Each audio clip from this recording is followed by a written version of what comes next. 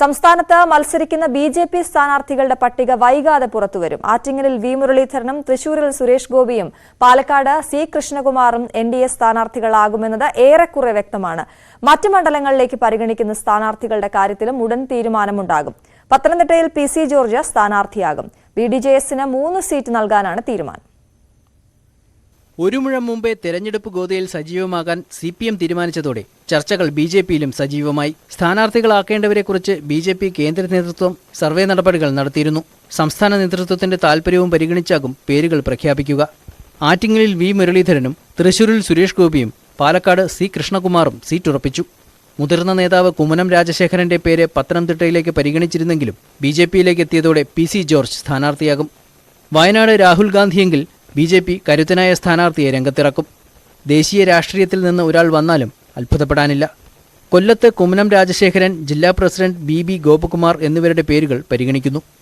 Vadakara MT Ramesh, Praful Krishnan, Kozhikode Shobha Surendran, PK Krishnadas, MT Ramesh, Kasaragod PK Krishnadas, Prakash Babu, Mahila Morcha ദേശീയ executive അംഗം ML Ashwini എന്നിവരെ പരിഗണിക്കുന്നു. കണ്ണൂരിൽ കോൺഗ്രസിൽ നിന്നെത്തിയ C രഘുനാഥ്, പ്രകാശ് ബാബു എന്നിവരുടെ പേരുകളാണ് സാധ്യതാ പട്ടികയിൽ.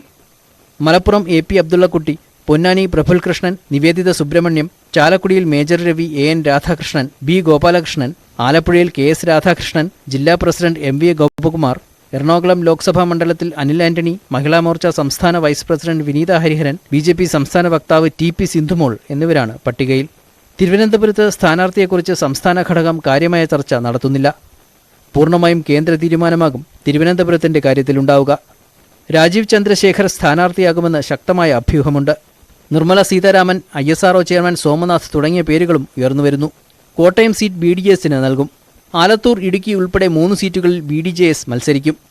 BDJSന്റെ പക്കലുണ്ടായിരുന്ന മാവേലിക്കര മണ്ഡലത്തിൽ BJP സംസ്ഥാന സെക്രട്ടറി പന്തളം പ്രതാപന് സാധ്യതയേറി. ന്യൂനപക്ഷങ്ങൾ, വനിതകൾ, യുവാക്കൾ എന്നിവർക്ക് പരിഗണന നൽകുന്നതാകും NDA സ്ഥാനാർത്ഥി പട്ടിക. 33% സ്ത്രീ സംവരണം നടപ്പിലാക്കാൻ തീരുമാനിച്ചാൽ കൂടുതൽ വനിതകൾ മത്സരരംഗത്ത് ഉണ്ടാകും. ന്യൂസ് 18 തിരുവനന്തപുരം. 23 തദ്ദേശ ഭരണ സ്ഥാപനങ്ങളിലേക്ക് നടന്ന ഉപതെരഞ്ഞെടുപ്പിന്റെ വോട്ടെണ്ണൽ ഇന്ന്. തിരുവനന്തപുരം നഗരസഭയിലെ വെള്ളാർ ഉൾപ്പെടെ 10 ജില്ലകളിലെ 4 മുനിസിപ്പാലിറ്റി വാർഡുകളിലും 18 ഗ്രാമപഞ്ചായത്ത് വാർഡുകളിലുമായിരുന്നു ഉപതെരഞ്ഞെടുപ്പ്. വോട്ടെണ്ണൽ 10 മണിക്ക് ആരംഭിക്കും. NDA chairman K. സുരേന്ദ്രൻ നയിക്കുന്ന കേരള പദയാത്ര ഇന്ന് മലപ്പുറം ലോക്സഭാ മണ്ഡലത്തിൽ. ഉദ്ഘാടനം മുൻ കേന്ദ്രമന്ത്രി മുക്താർ അബ്ബാസ് നഖ്വി നിർവഹിക്കും. വൈകിട്ട് 3 നടക്കുന്ന ഉദ്ഘാടന സമ്മേളനത്തിൽ NDA കേന്ദ്ര, സംസ്ഥാന, ജില്ലാ നേതാക്കൾ പങ്കെടുക്കും. കിഴക്കേത്തലയിൽ നിന്ന് ആരംഭിക്കുന്ന പദയാത്ര കൂട്ടിലങ്ങാടിയിൽ സമാപിക്കും.